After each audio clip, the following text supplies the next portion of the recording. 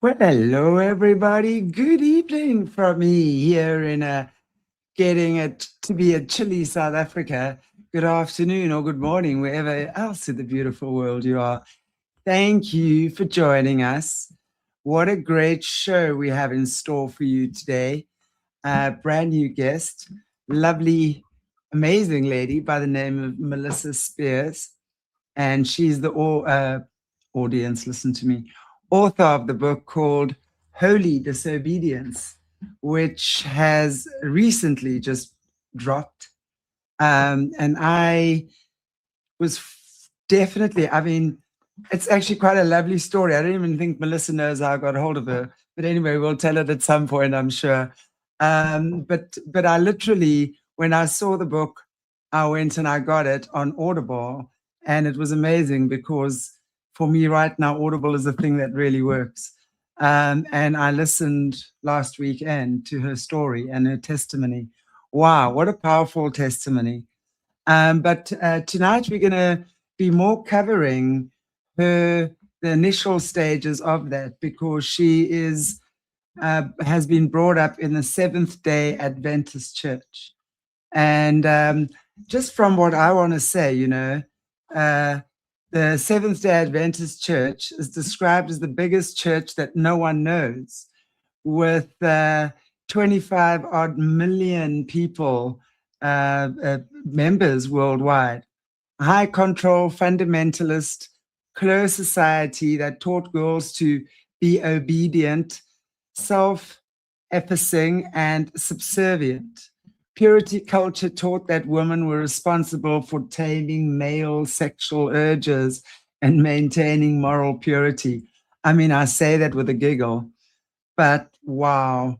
I didn't know what that meant really until I read. I mean, we've interviewed a lot of survivors on this channel, and a lot of them, unfortunately, have been the products of abuse from some very hectic religious indoctrination, right? The same thing here.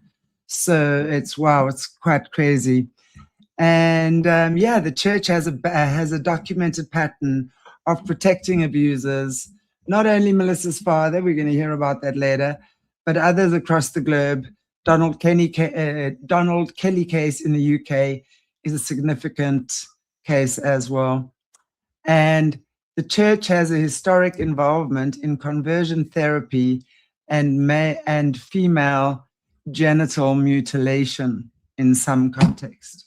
And not only that, I also chatted with Melissa and realized that here in Africa, the LDS, the Seventh-day Adventist, and the Catholic Church, we know they're big here.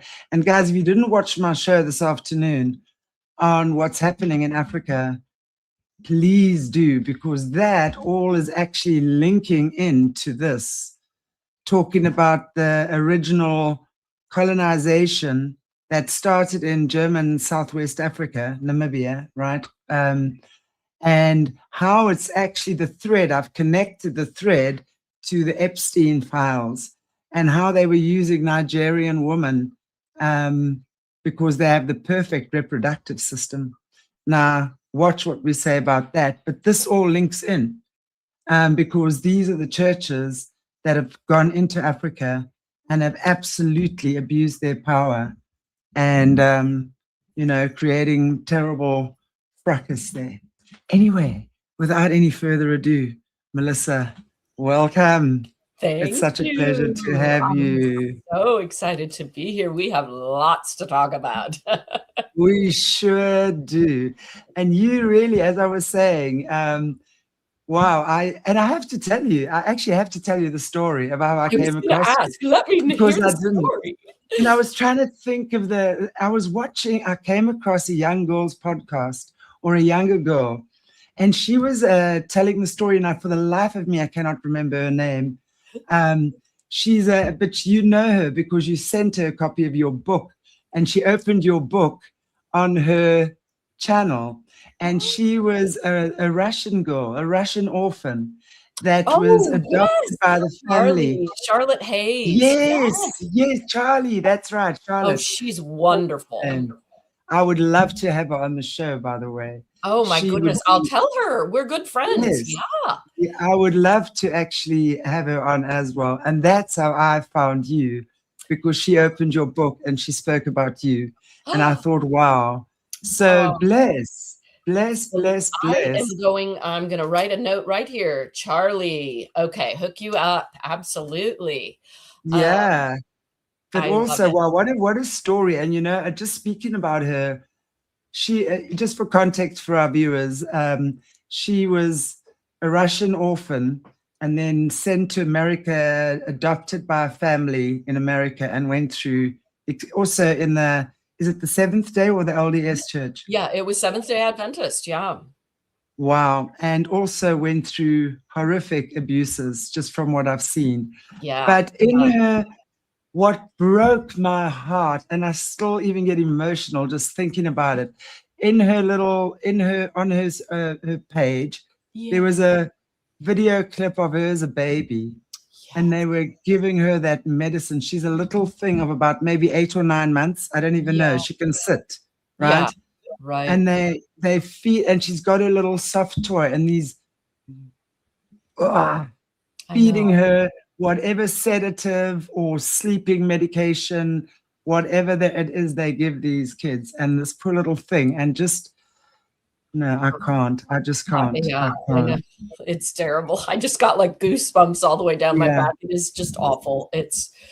She is really strong and such a lovely person. And boy, she had to create herself that reality because she wasn't given many chances, and she's really become a gorgeous person, and it's a testament to her strength. Absolutely, absolutely. And what a lovely face, she's just like a little earth angel, She is, she's just a little pixie. I always say this, when so many survivors who I interview, and over the past 6 odd years, I will never stop saying this. I've said it 1 million times, and I'll say it another 50 million times. I have the utmost admiration for any of you guys that have come out of this type of situation, and you have it in you to still love, trust, want to help humanity when no one was there for you guys, really, at the end of the day, when all of this stuff was going on. Where were the other adults? Where were those protecting the most vulnerable? And yet, you are, being the angel in someone else's life. And I think that is so special.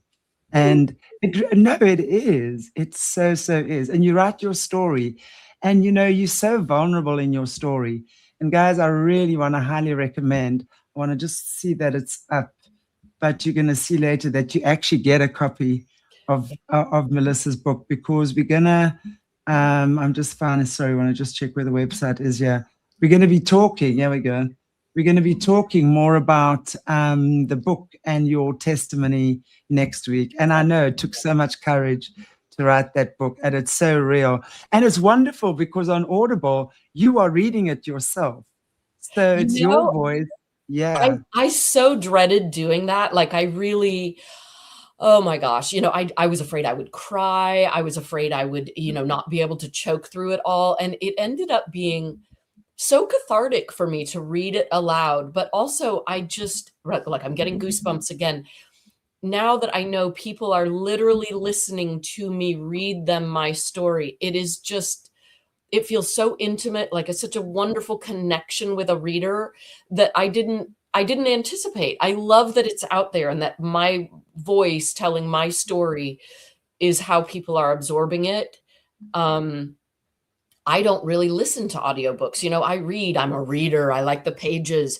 And so I kind of didn't get how meaningful it would be. And I'm just, wow. I love the audiobook, and I hope others do too, because it really connects me with people in a way I didn't expect.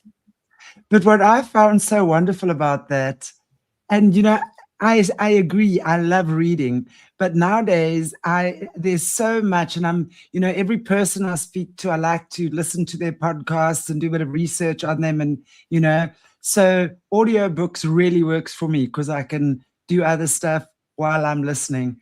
But it's like and you knew exactly where to put the emphasis on what words. It's like when you imitate your father calling you and your mother calling you. Exactly. Yeah. I get all of that. Brilliant. Guys, I cannot tell you enough what an amazing book this is. So, and I hope, and not hope, I'm pretty sure you're going to really enjoy Melissa's testimony. We're going to be talking more about the church itself tonight, and obviously your journey in it as well, touching on your testimony, but then going into the full testimony next week. So by the time we get to hear your testimony, it would be great to have had you guys actually grab a copy of the book, read it, listen to it, whatever, so you all understand what we're speaking about. It's really amazing. Highly, highly recommended. Oh. Yay. Well, I do hope that people either listen or read or something before next week, because of course we'll have spoiler alerts next week. We'll be talking about all of it. So get your copy now so that so that you're up to that. All the inside secrets and everything. Exactly. But okay, so let's start I'm not sure where you want to start with, maybe your journey or the church or whatever. But yeah, tell us about this, I don't know, mystical kind of Seventh-day Adventist Church, right? Yeah. We hear about it, but we don't really know too much about it. And as I say, anyone who's been watching this channel knows my nose loves digging into all the dirty business of the churches and in the cabal and all sorts of things. I'm no shame sticking my nose in there. Yay, good. All right. Well, let's dig in. Yeah, I say let's I'll give a little overview of the church, because most people, like the tagline on my book, it really is the biggest church that no one knows. And they would call themselves just a standard fundamentalist Christian church. They believe every word of the Bible is true, and that they think that that's it.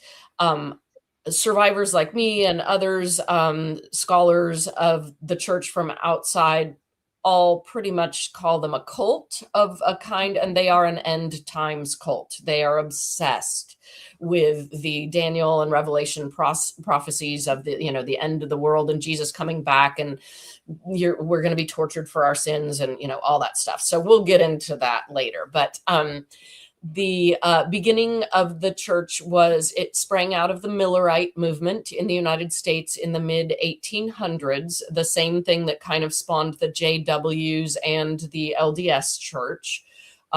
Those three actually share a lot of commonalities.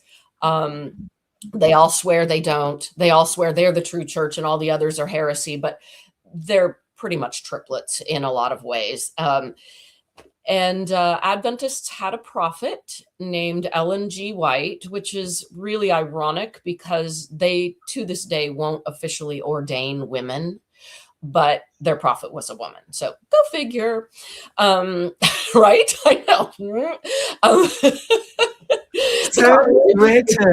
So threatened, right? We'll just use you while we need you, but no, we can't promote you to anything. Exactly. I mean, being an Adventist requires so much cognitive dissonance, and it starts right there, right in the beginning. Exactly. So she was kind of the figurehead, but there was a group of men around her that also formed the church, of course. And so the claim to fame for Adventists is that they observe the biblical Sabbath akin to the Jewish religion of sundown Friday to sundown Saturday is when they observe their Sabbath. And then they also think that they have the one true interpretation of end times also. And those are the things that they think really set them apart from all other Christian organizations. But as with all cults that they deny that they are a cult, they They are a very closed society, and they fight back when you say that, and they're like, well, we don't live in compounds and we don't excommunicate members, we don't shun people. Yeah, cults don't have to do that, right? And they follow along the classic BITE model from Stephen Hassan, behavioral controls, information control, thought control, and what's the E? Emotional control, I think, or yeah. So their prophet was obsessed with sex, which was kind of a Victorian, she was a product of Victorian times, that there was a big obsession with, they were even covering up piano legs, right? Because that was too sexy and might, inflame lust or something.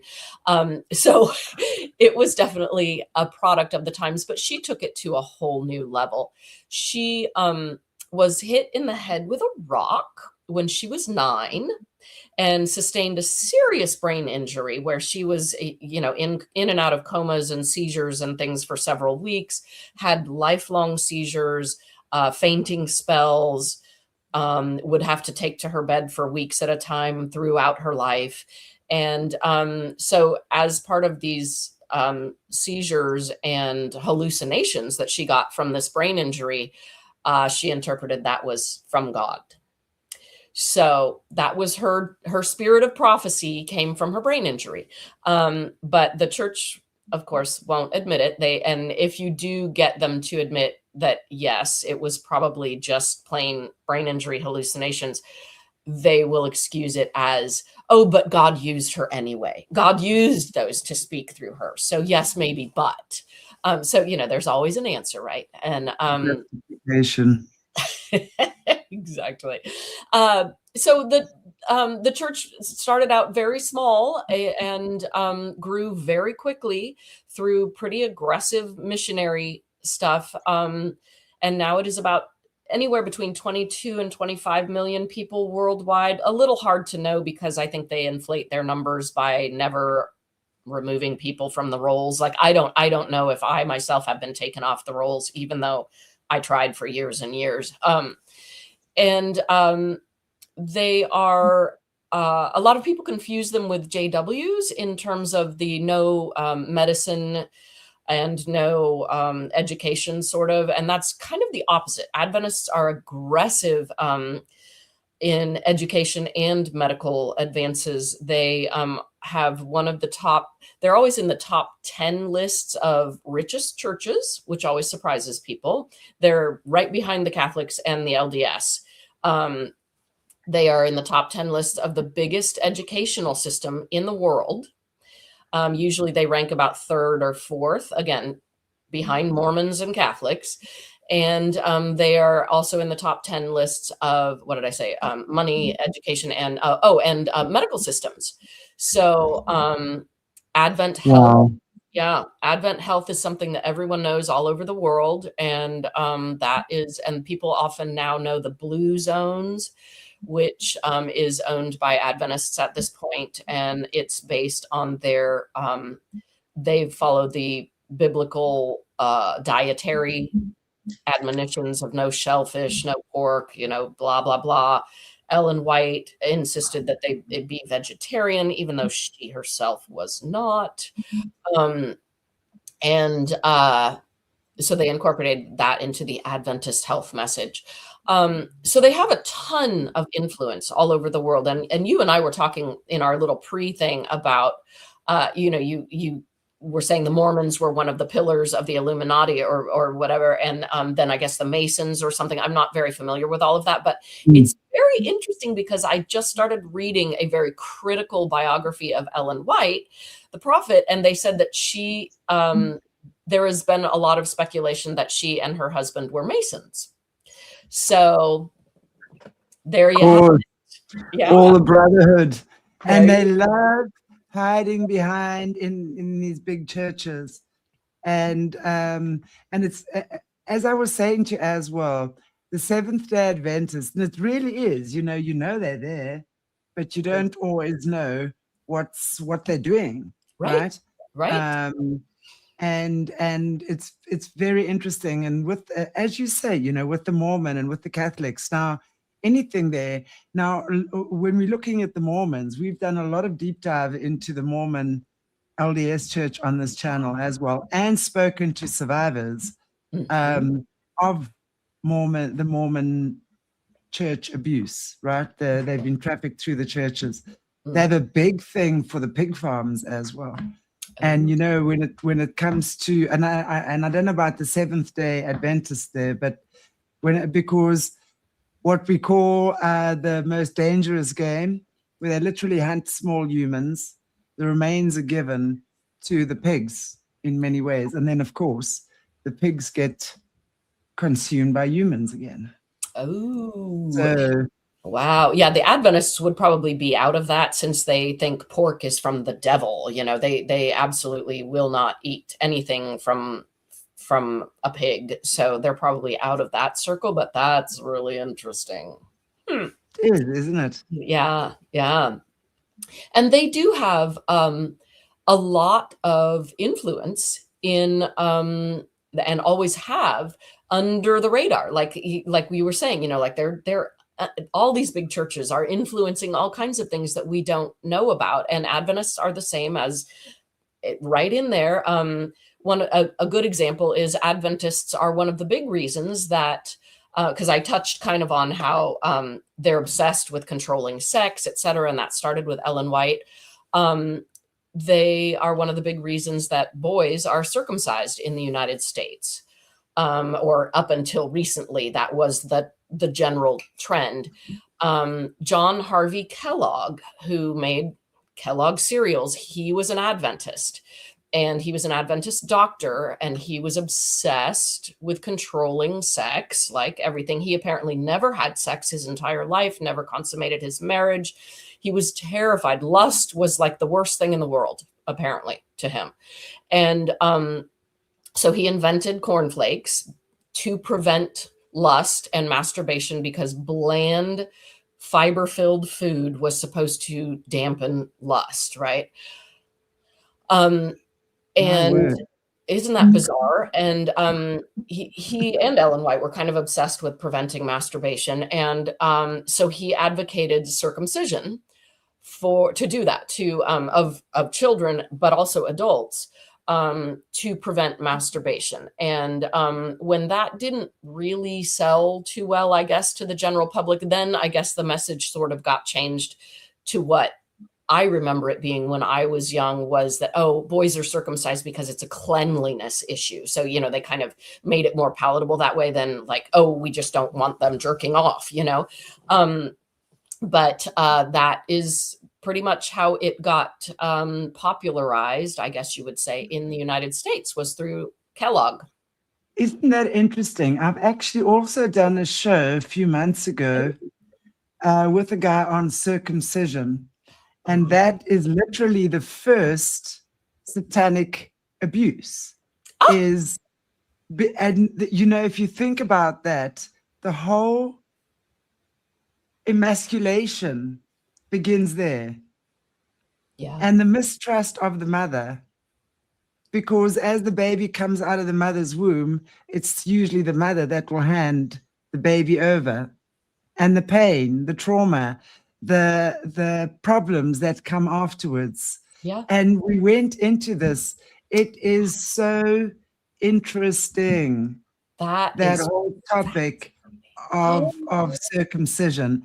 And if you're saying the LDS had a lot to do with it, because it's known to be a Jewish thing, right? We understand.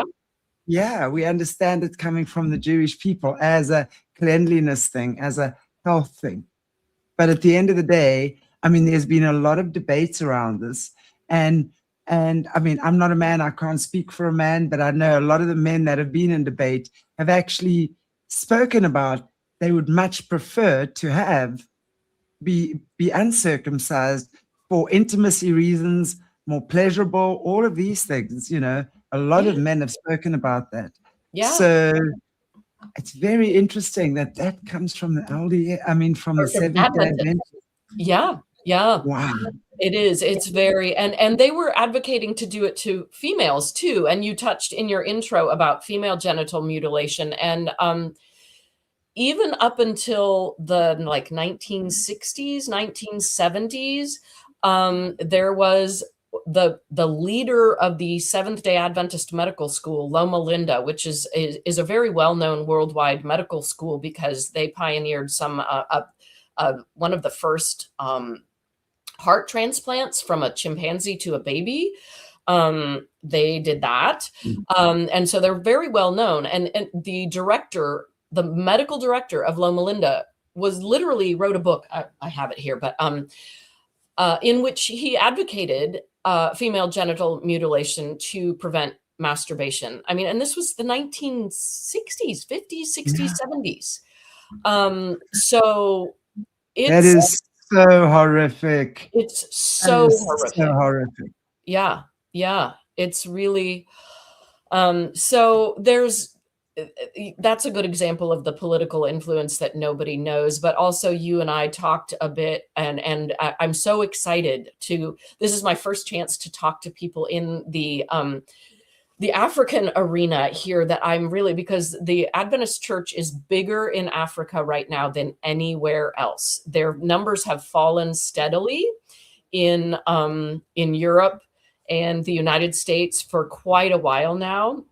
But because they are such aggressive missionaries, their numbers have been very steadily exploding in developing countries, in Africa, in South America, in Asia. And Africa just recently took over as the continent with the largest Adventist population. So I'm so excited to be here. But as part of their aggressive missionary colonization everywhere they go, destroying cultures and vilifying local cultures and traditions, they were very much part and parcel of getting the Uganda death law for LGBTQ people made into law. And you and I touched on that a little bit. The Seventh-day Adventist, actually the worldwide leader of Seventh-day Adventism, there was and I meant to bone up on the exact dates and everything before we started talking, so I'll be a little rough here, but there was a space of about 10 years, I think, in Uganda where that law was proposed, and then I think it didn't pass, and it kind of went back, and there was a multi-religion kind of coalition that massaged it and rewrote it and all that, and then it went back to be passed, and it was eventually passed. During that whole time, the worldwide leader of the Adventist Church flew to Uganda and actually met with the Ugandan president twice, I know of. Nobody knows, of course, what they talked about. When is this? Was it? This would have been, and I should have, I want to say like sometime 2009 to 2014, something around there. And then it is well known.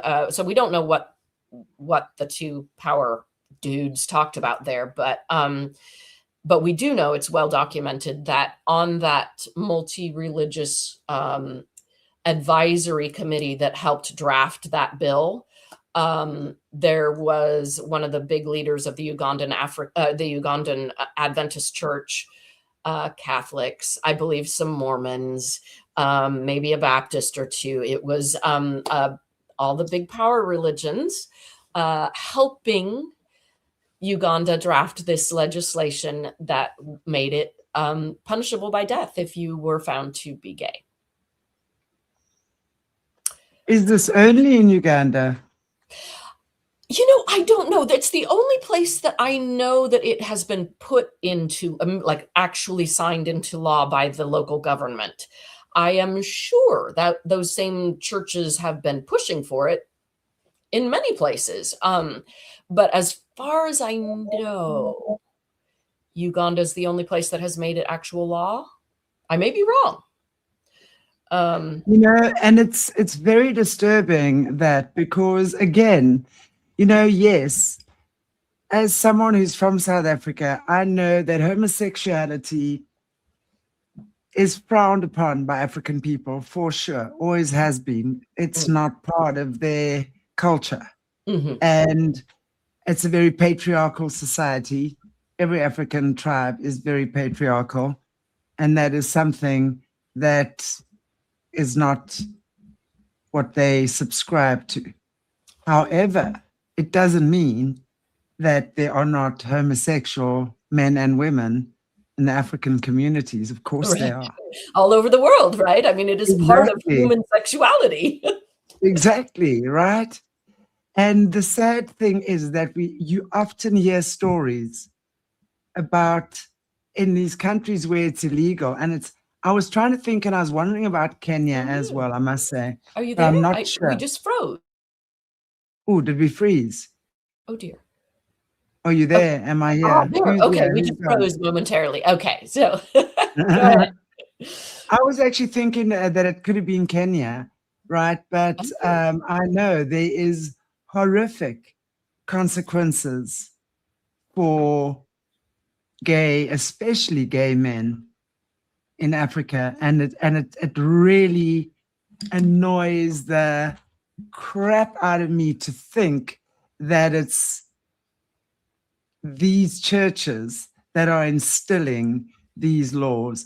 But you see, again, religion and politics, if you look all over Africa, and it's again, I touched on it in the show I did earlier today, they're always using religion and politics to come in here and basically destroy the existing cultures and denominations and, and basically turning the African people into savages, saying, well, you don't know.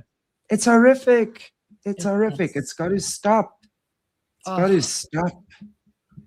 Yeah, I mean, when I was raised in the Adventist church, we were told that drums were from the devil, that the devil would get in your soul through a drum beat.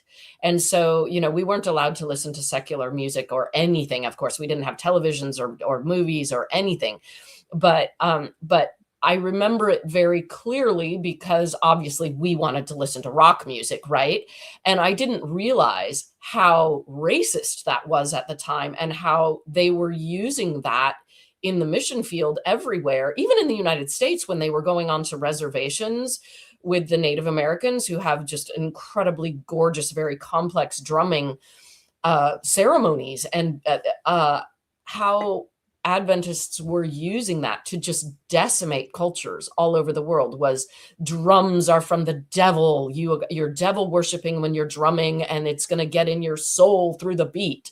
And I mean, I can remember like literally going to bed at night terrified because I had mistakenly as a child, like I had heard someone else's rock music playing, down the street or whatever, playing with heavy drum beat, and thinking, did the devil get into my soul? Am I going to die tonight? That's just horrible fear-based, like indoctrination and vilification of beautiful cultures and traditions, Absolutely. Absolutely. It's horrific. Tell us a little bit about how you experienced the church when you were young. I mean, your father was a pastor, right? I was trying to think today. I say that I was a fourth generation Seventh-day Adventist on both sides. My great-grandparents on both my mom's side and my dad's side were the ones who entered the church. And the family has been Adventist ever since, until my generation. And now pretty much everyone has left the church, which is an interesting sociological study. But so growing up, I would say, of course, in any religion, there's probably a spectrum of liberal to conservative, observers. And we were raised on certainly the conservative end of Adventism, but not at all. There's a whole chunk, I would say probably a third of Adventism was even way more fringy than we were. So we were homeschooled. Ellen White, the prophet, said that children should spend as much time as possible with their mothers. And so we were homeschooled until about third or fourth grade. And that was brutal. And then we went to Adventist schools for the rest of our until graduating from high school.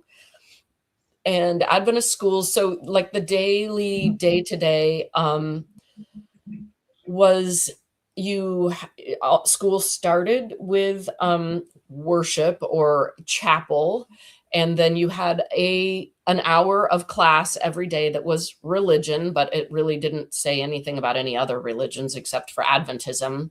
And then often we would have worship, family worship at night, where we read Ellen White's books or the Bible. And then all day, pretty much Saturdays, from sundown Friday to Saturday, you worshiped, and you weren't allowed to do anything on Saturdays that was even remotely fun. So it was pretty 24/7 indoctrination. You know, we literally weren't allowed to do much. Certainly that was what normal children did. We didn't watch cartoons. We didn't compete in sports, because Ellen White said that sports were a waste of time, and competition was, she didn't say it was evil. I can't remember. Yeah, so no theater, no movies, no television. And then, of course, there was purity culture, and that is a tenet of all evangelical and Christian religions, I think. But Adventists had their own very, very puritanical version of it, and so we didn't get any sex education. We just got abstinence only, and women were responsible for men's lust. And of course, there was just, you couldn't even hear about anything LGBTQ. That was from the devil. And so it was a very, in my book, I liken it to being raised like a veal calf, you know, just like folded in a little box with all of your muscles, your like real world and critical thinking and experiential muscles just kind of atrophying. I feel like we grew older, but we never really grew up. We just didn't have any formative experiences, and we weren't allowed to think for ourselves or trust our gut or anything. We were always just supposed to obey, submit, distrust yourself. Humans are evil. Humans are, your impulses are always evil. So you don't, you look for direction from God or your father or the church. So it was such control. Yeah. Such control, right? Control. Yeah. I mean, absolute control. And as you say, the whole way that female sexuality, and, sexuality's got, and I'm not talking only the act of intimacy now. I'm talking about the fact that a woman can go out and just be herself, whatever that is, there's none of that. Every one of every characteristic that makes you a precious little girl, right? Running around, laughing, playing, whatever it is little girls do. Right. And that is completely stunted, because you immediately, and when I say sexualized, it's like you taught from such a young age, you are not allowed to do this and this and this, because that is what pretty much gets men titillated, right? Yeah. And you are not allowed to be the object of their desire or titillate those desires in any way. Yeah. And if that happens, you are to blame. How does that work? I mean, I'm interested, like when women are violated, raped, for example, in the church. How does the church deal with that? Oh boy. Yeah, that's a whole other, it's very distressing to me. from working with victims and hearing a lot of stories, they carried this deep shame, like it was definitely their fault somehow. Nobody ever quite usually told them it was their fault. Sometimes they were told it was their fault, but they there was this in my book. I talk a lot about, and it's not just Adventists, other Christian organizations do this whole purity culture stuff too, where the girls are told, like, if you have sex before marriage, you are like a rose that all the petals have been ripped off, or you're a licked cupcake, or you're chewed gum, or you're, the example that we were told in our marriage and family class was, you're like a wrinkled, sweated in, stretched out shirt that other men have tried on and no man would want you then. And, on and on. And so that was obviously to instill absolute fear and terror in us not to have sex. But then people who didn't have the choice and sex was taken from them, then still carried that shame of, oh my gosh, I'm the licked cupcake, I'm the chewed gum, I'm the wrinkled shirt. And, it was horrific. It caused horrific emotional and mental damage to victims who had no choice, but they were shamed just the same. The same brush painted everybody, women.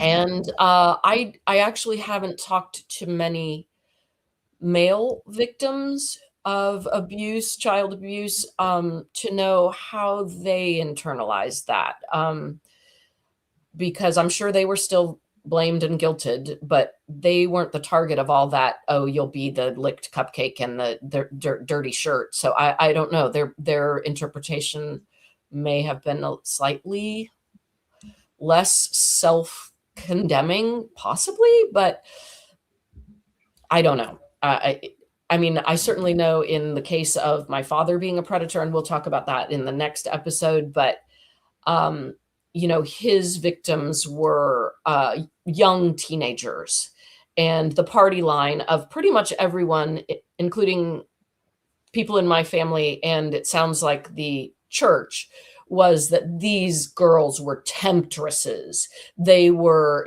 they were strumpets. They were Lolitas. Poor my dad. He was just drawn into their snares. And what, they're all of 12 years old. Right. Exactly. Yeah.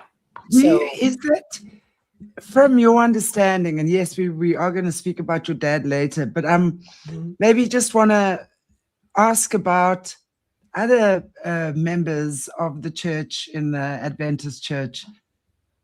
Do you find there's a lot of sexual misconduct coming from, I mean, if you say you're working with survivors, I'm assuming they're from the Adventist Church that you're working with, right? What are the stories you're hearing from them? I'd be interested to hear what the other survivors are telling you. Yeah. Oh my goodness. It's enormous. It has really given me a purpose in life to speak to and try to speak for the victims who can't. Oh my goodness. Can you hear that? That was like a military helicopter or something going over. I hear something going on there, definitely. Yeah. Gracious. That was like really close. Anyway. But yes, the abuse problem in the Adventist church is absolutely enormous. By their own statistics a while ago. Do you remember when the SBC, the Southern Baptist Convention, came out about probably 10 years ago now with this huge, they were forced basically to come out with a report about their own sexual misconduct within the SBC. Yes. And it was floored everybody. It made the front page of, New York Times and things like that. So another ex-Adventist did this wonderful deep dive where she found a study that Adventist Risk Management, which is the legal protection arm of the Adventist Church that protects them from lawsuits, etc., they commissioned their own study of abuse in the Adventist Church. And the numbers per capita in the Adventist Church was actually higher than the SBC's famous front page, mind-blowing numbers. But again, the Adventist Church never gets covered. They never get front page anything. Why? Why is that? You know, I really do wonder. I mean, you and I can go into all kinds of conspiracy theories, right? But Yeah, I exactly. do wonder how much political power they wield there to cover things up. Because sometimes, as part of my work for victims, I go back and try to find abuse cases that I know were adjudicated. I mean, I talked to the victims and they went through the court case, and there was you cannot find a single news source that talks about that case sometimes. And it's like, That is shocking. wow, That is disgusting. isn't that And awful? are you saying that even like once the victims have been through the court system and maybe the guy's found guilty or what have you already, Yes. that documentation is gone? It's just At least it's off the internet. I don't know if someone else has it, but there's a very famous case it's famous to me because I was so upset. But it was there was an Adventist doctor in Southern California, and this was probably in the 70s and 80s, so a while ago. But he was going to Mexico and adopting all of these children and abusing them. He had a relationship with an orphanage where he was getting children. It was horrible. And he moved to Texas to get away from being investigated in California. And then he came back, and eventually it went through the court system, and he was sent to prison, I think maybe twice for it or something. And,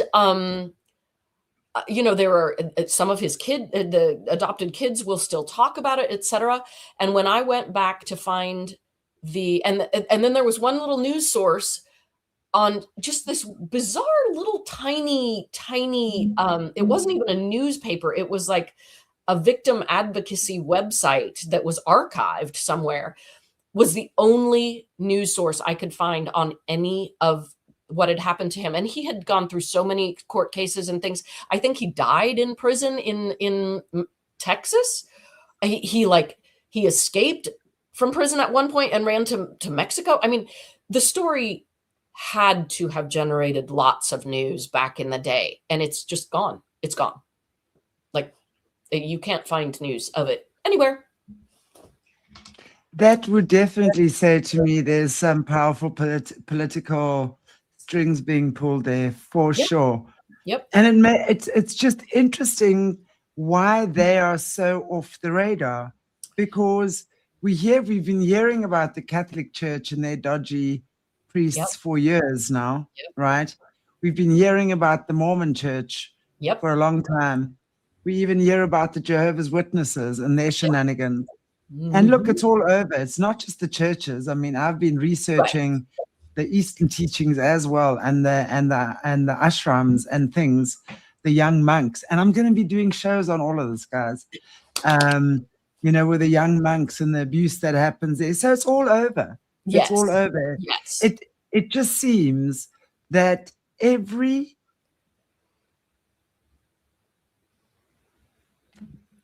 church, spiritual building of sorts, whether it's an ashram, whether it's a monastery, whether it's a church, it doesn't matter.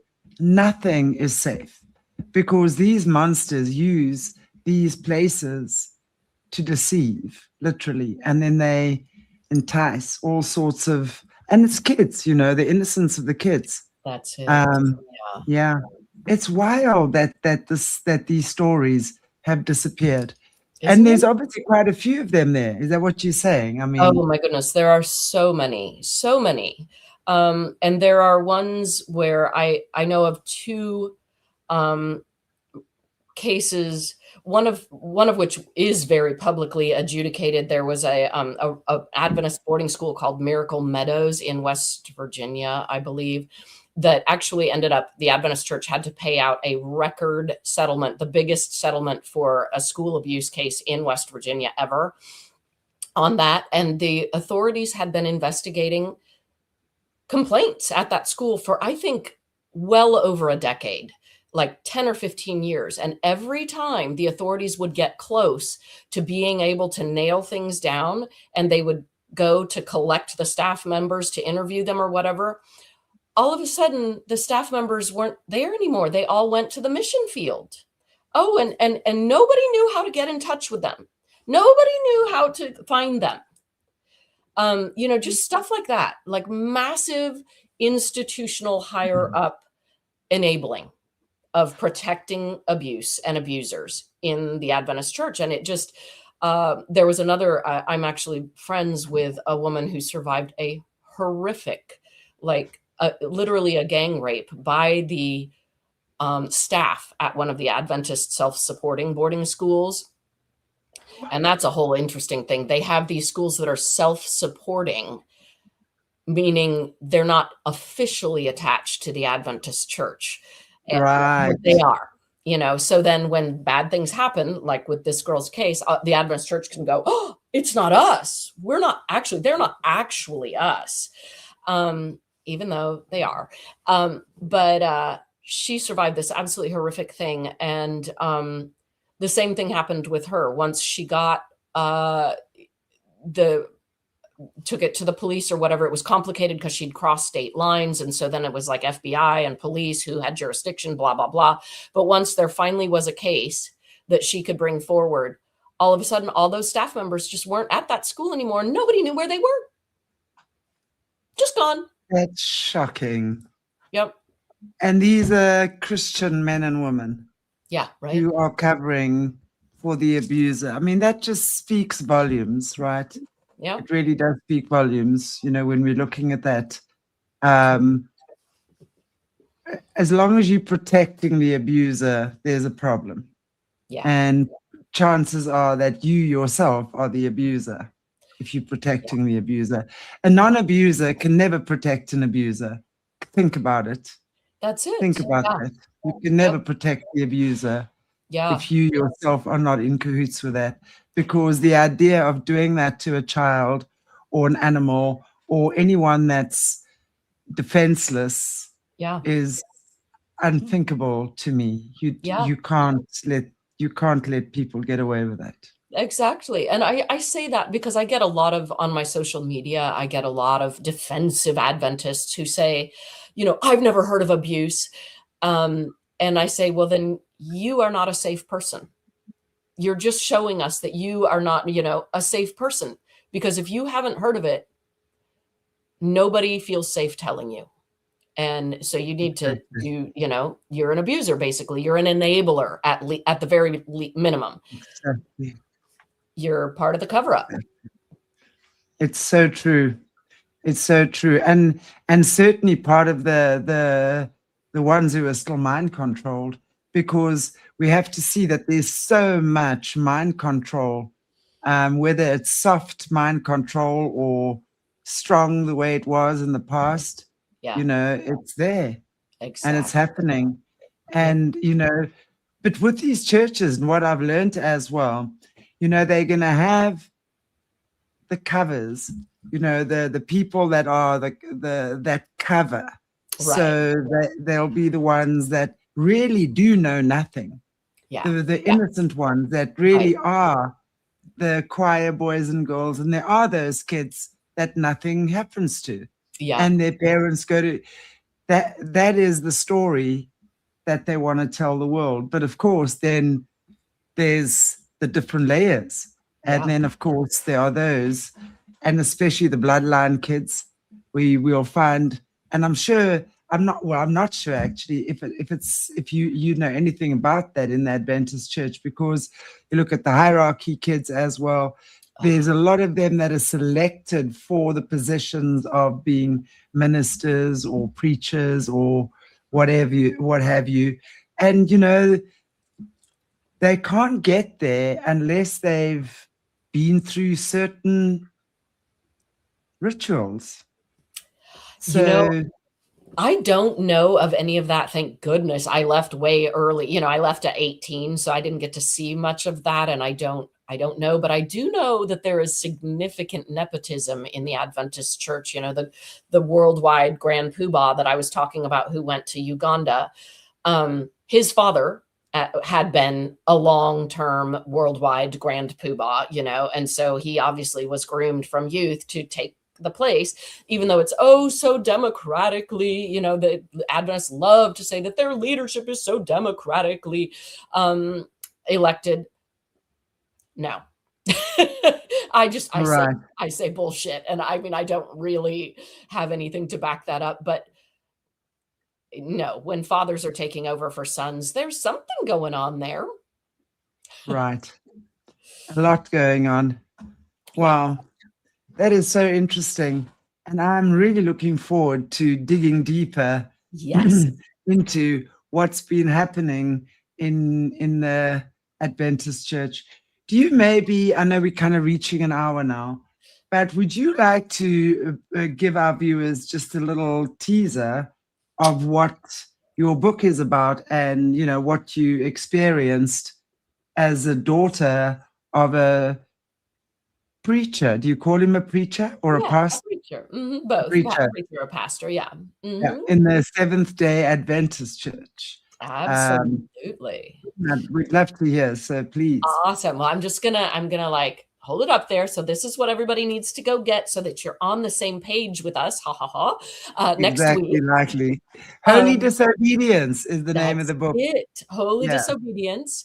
And it details my upbringing in the Adventist Church, and a lot of the things we touched on today. We'll go into more about the purity culture and how that caused me lifelong acting out in very destructive sexual ways, because the church had just owned our sexuality so much that to reclaim it, I had to go into a lot of dark places. So that's part of my story. And then in midlife, I found out that my father, whom I absolutely adored and who was very, very well liked and respected in the Adventist Church, had been a serial predator, preying on and grooming teenage girls as when he had been a youth pastor, which was when I was a tiny baby.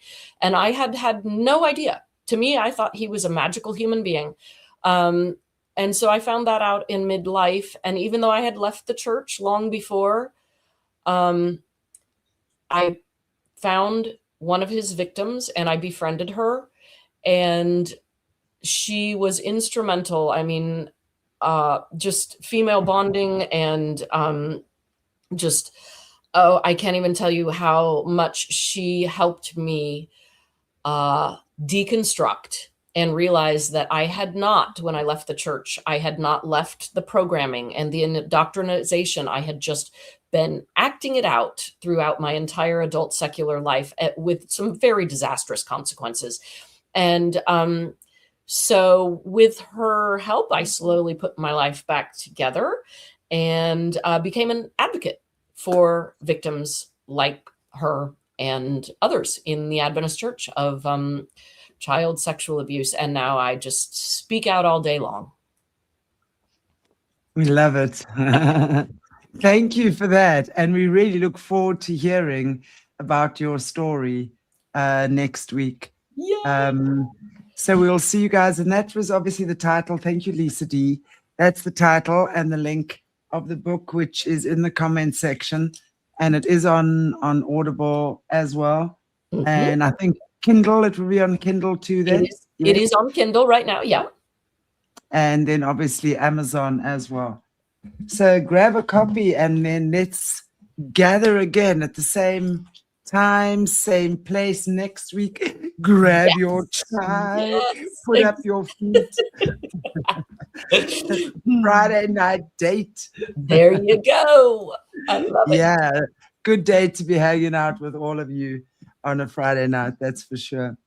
Wow, thank you so much. And you know, it's so good to have light shed on these topics. And I always believe, you know, now that we've kind of scratched the surface of this a little bit, more and more of this stuff will start surfacing from the Adventist Church. Yes, absolutely. Yeah. And hopefully more and more survivors from the Adventist Church will start speaking up as well. You know, we had the same thing with the LDS Mormon Church. Right. And Asia Rain. In fact, Asia Rain's interview, her first interview with me, that probably took place maybe 3 years ago now. We're re-airing it on Sunday. Oh, good. So Okay. she was trafficked through the Mormon church by her parents. Oh, And, just horrific story. J.R. Sweet as well, who's been a guest on Aquarius Rising Africa. J.R. is actually taking a break for the moment, guys. I know he was supposed to be back, but he's apologized. He just needs a little time out and he'll be back again. And he was trained to be a CIA assassin. oh, Mormon church, yes, wow. absolutely. All of this in the Mormon church. And then when you hear my stories with Beverly Rhodes, who was raised in this horrible cult, was a vampire nanny. Oh, And the Mormon church actually houses a lot of the vampires. They are a housing station for the vamps. So when and we know what happens in the Catholic Church as well. A lot of this dodginess goes on there. So I'm sorry, I can't help but think there has to be something like this going on in the Adventist Church as well. And people, please, I had a guest on last night as well, or night before, or Tuesday actually, Simona, speaking about the way that the Vatican has structured this planet and how they've used religion to control, and the truth that's being exposed. And a lot of people don't like to hear it. A lot of people get triggered. And guys, don't shoot the messenger. That's all I want to say. There you go. Yes. The title of this show is Aquarius Rising Africa, something about sharing inconvenient truths. Yes. So there's a lot of stuff that's coming up now in terms of where we're going in the future, and a lot of the stuff with the Adventist Church as well. I'm pretty sure a lot of stuff's going to come up about that, and people won't be happy about that. But just take a breath and know that we're all on the same boat, right? Yes. All of us have been lied to, all of us. Truth. And we have to, and hey, I'm a complete advocate for truth. I'm so sick and tired of bullshit, really. I'm so sick of it. It's true. Melissa, is there anything you'd like to say to our viewers before you go? Where can they see any of your other podcasts or your interviews? Where Yes. can they get a hold of you? We've got your link at the bottom. Yes. Please join me on social media. I'm on Instagram and TikTok as The Glory Hole, WHOLE. Got to make sure you get that W in there. And I'm on Substack as Melissa Duge Spiers, just my author name. And please join us next week. Yes. We so look forward to it. And thank you so very much. I appreciate you being here. Have a beautiful, beautiful weekend. Thank you. And I'm look forward to hearing what you have to say, and lots more survivors coming out from your side of the globe and what you're doing. So well done for that. That's very cool. And maybe we can chat with some of them. I know, exactly. That'd be wonderful if they actually came on with you as well. It would be great. Well, and I will hook you up with Charlie also, because I would love to be hooked up with Charlie. She's such a cutie. Yeah. Really. Yeah. Cutie. Fun. Yeah. Thank you so much. All right. Thank you. I'll see you next week. Indeed. Thank you so much, everybody. Appreciate you all being here and having a Friday night date with me. You know, I like Friday night dates with you. And on that note, take it easy. And if you can't be good, you know you just got to be good at it.